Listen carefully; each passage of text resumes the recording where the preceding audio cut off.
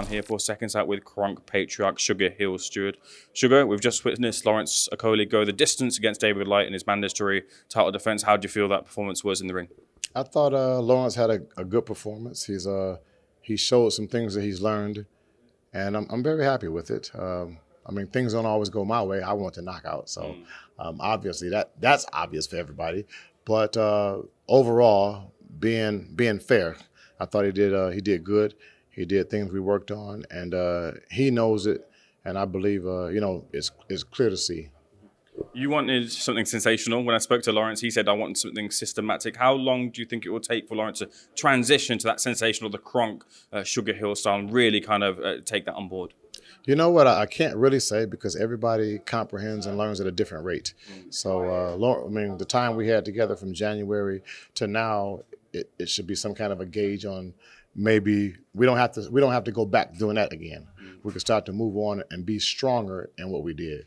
And I believe that's all it really was. He lacked the strength in doing those things that we've been working on. So you saw him kind of fall off balance a bit when he was inside and got called for excessive holding because he couldn't get his balance the way he was supposed to on the inside. So just things like that are things just to grow off of. And he knows it. And I could tell you, he mentioned some things to me after the fight. So it's okay. As long as he knows what the mistake was, then he can correct it. But if he didn't know, then that's a problem. You mentioned there you got a point deduction for the holding. That's something that's been through his career so far up until this point. Do you feel like you will be able to untie that package and it will be the entertaining fighter down the line? Definitely. It's just balance. Like I tried to explain, it's excessive holding because he didn't have his balance on the inside. Simple as that.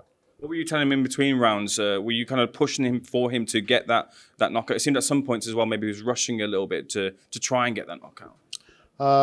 At some points, yes, because he knows he's a big puncher. But once he relaxed and he found a little jab right, then that was a key shot. That was a key shot, and he landed that multiple times. I would say almost 100%. Every time he threw that certain combination, he would land with great power and did damage. So it's all learning. Like he's learning now. Okay, what rhythms create certain punches, how to set up these punches. And today, I think today was just a great learning lesson for him, other than just being in the gym. Got to have a word on David Light. Look, a lot of people thought he wouldn't last the distance he did. It's some chin on David.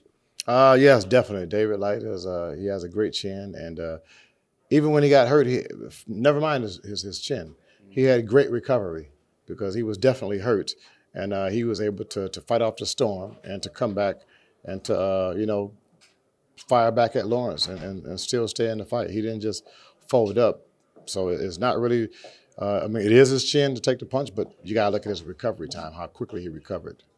That mandatory is now out of the way, which Ben Shalom, speaking to him, it teases maybe potentially a cruiserweight tournament. Lots of cruiserweights in this country, Richard Riakporhe, Chris Smith. You feel that your man is the best of the bunch at cruiserweight?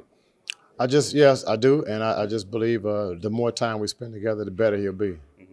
Should we get your thoughts on a couple of other things? First of all, Michael Benson did an interview with Ante Joshua. He's saying, look, a future negotiation between Tyson Fury, he dreads to think what Tyson Fury would bring up in negotiation. Maybe the fight wouldn't happen. Do you share that same sentiment that a Joshua Fury fight couldn't happen because maybe Tyson Fury might push him out of negotiations essentially?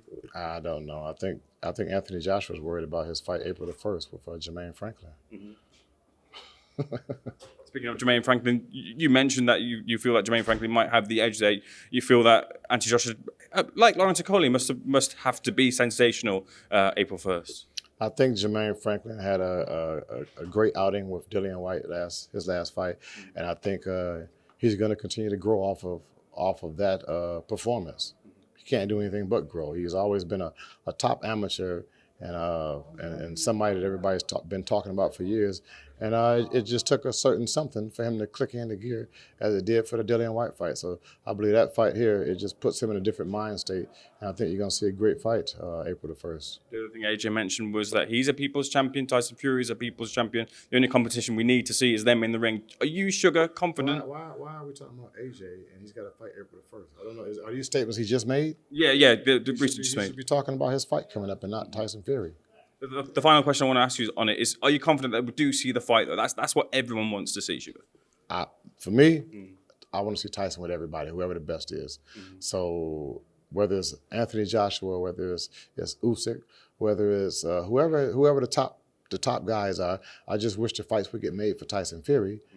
Tyson wants to fight, but it's clearly and totally outside of Tyson Fury and the fighters, because you have promoters and you have managers and you have advisors and things like that. All of these, it's like what they say, you got so many chefs in the kitchen. So you got so many people now having to deal with it and solve problems and to negotiate. Then it becomes a bigger problem. It's not so easy as it used to be. So things just get a lot more complicated with the more people being involved. If it was up to the fighters, they would fight, clearly, because they've been fighting since they were young boys. It's not like one or the other is scared of each other. So, yeah. Fair measure of response, finally. On to Ben Whitaker now. Someone coming off of injury, got to be sensational, like you say. Happy about that and ready to get back to work with Ben. And he's definitely ready to get back to work with me and the rest of the team down in Florida, Miami. Nice warm weather, nice facility, and you get all the best work. Just so many different fighters coming through the gym and in the area, and once they find out other good fighters are in the gym, they just keep on they just keep piling on in. So it makes the environment a lot better, and Ben loves it. Lawrence was down there, he loved it. So I just think it's a great environment, and it builds up the competition and makes everybody push each other to a different level.